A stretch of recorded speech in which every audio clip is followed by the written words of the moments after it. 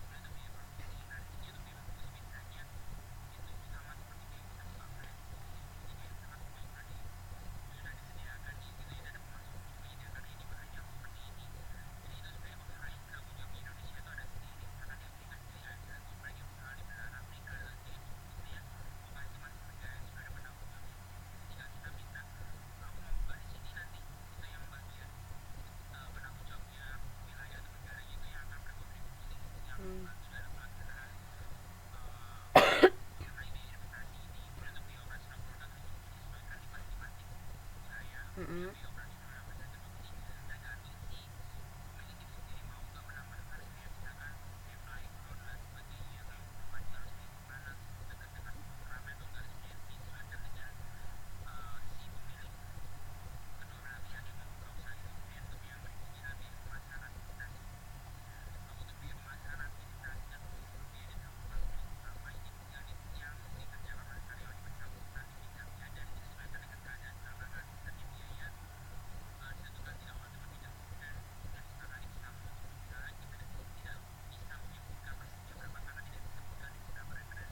Mm-mm.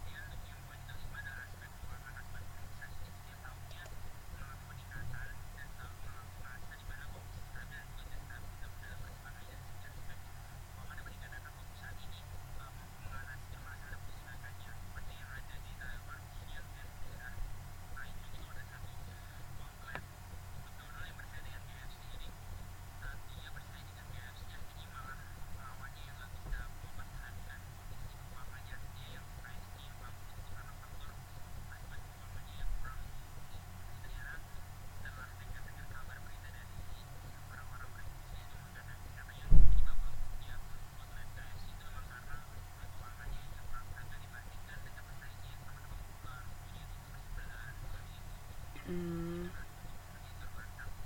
Mm-mm.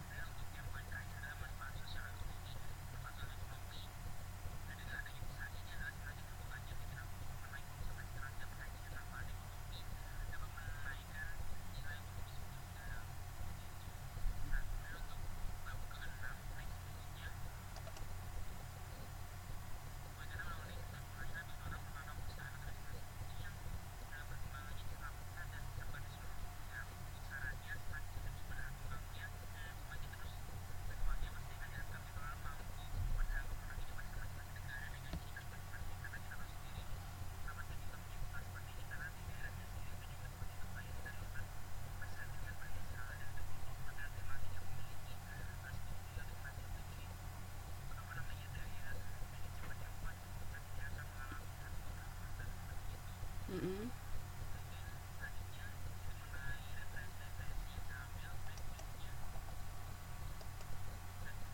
Ya.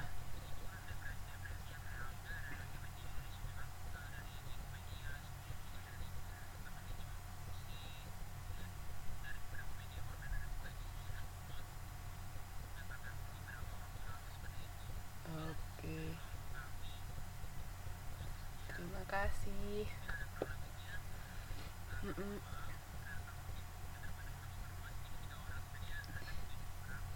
Iya.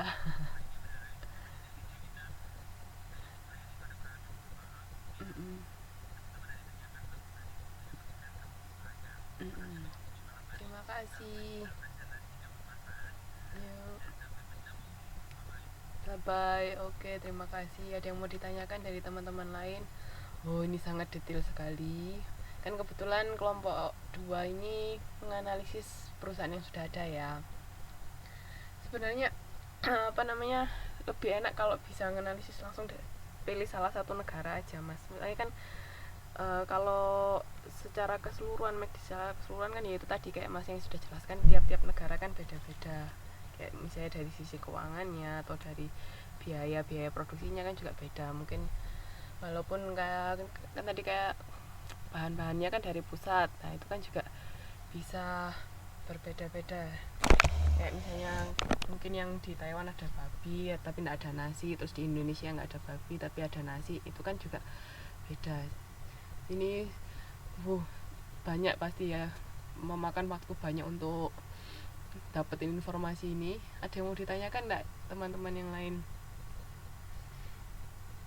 Jadi ini kelompok ini menjelaskan McDonald secara general seperti apa, dan memang sudah ada di hampir setiap negara dan tiap-tiap negara juga beda, dan pelaksanaan teknis di tiap negara juga beda. Kayak misalnya di sini kita habis makan dari konsumennya harus beresin sendiri, tapi kalau di Indo enggak kan, di Indo kita habis selesai makan ya sudah tinggal ditinggal aja. Jadi makanya kalau di Indo mungkin pegawainya membutuhkan lebih banyak karena itu tadi ada yang butuh bagian bersih-bersih. Mungkin kalau di Taiwan ya ada tapi tidak sebanyak itu, karena kan kalau di sini budaya sudah langsung habis makan kita sebagai konsumen beresin sendiri. Mungkin di negara lain juga beda lagi kan, tergantung masing-masing budaya. Terus kalau keuangan ya itu tadi karena tiap negara beda, makanya juga infonya kurang bisa detail untuk biaya-biaya dan segala macamnya. Yang pasti untuk harga logonya ini mahal McD ini. Mungkin kalau nggak salah sih masuk tiap tahun itu ada list brand paling mahal sedunia itu ada. Kalau nggak salah McD itu masuk kok. Terus juga untuk pemilihan lokasi itu kalau nggak salah saya pernah baca satu artikel ilmiah, itu dia neliti kayak pemilihan lokasi. Jadi McD itu sengaja memang cari lokasi yang di tempat keramaian. Itu waktu itu saya lupa tapi dia nelitinya di negara mana. Itu ada, kalau coba di search aja kalau memang tertarik. Jadi macam McD kan sudah besar. Terus tapi di so far setahu saya sampai sekarang itu di Vietnam belum ada yang namanya McD kalau nggak salah. Nggak tahu kenapa kok mereka nggak masuk ke situ. Jadi kan keputusan dari pusat kan masuk ke suatu negara kan pasti ada pertimbangannya juga, kenapa mau mengembangkan bisnisnya di negara tersebut, atau mungkin juga dari pemerintahnya mungkin merasa kurang bagus atau gimana kan juga bisa. Makanya untuk sumbangsih dari suatu perusahaan ke setiap negara kan harus ada tadi untuk perekonomian nasional masing-masing negara. Misalnya dengan adanya McD membuka lapangan pekerjaan kan, soalnya kan gerai-gerainya McD kan banyak sekali franchise-nya itu kan kalau buka baru otomatis kan menyerap tenaga kerja baru. Nah itu juga memberikan sumbangsih kepada perekonomian nasional. Terus habis itu juga di sini tuh nggak ada delivery nggak sih? Apa ada McD? Kalau di Indo kan kita bisa call 14045 itu toh, ada ya? Saya nggak pernah sama di sini. Tapi jarang nggak sih ngeliat delivery kalau di sini? Apa sayanya aja nggak pernah perhatian ya? Sering nggak sih mas? Saya kok nggak merhatiin. Kebanyakan kok setahu saya orang langsung di tempatnya.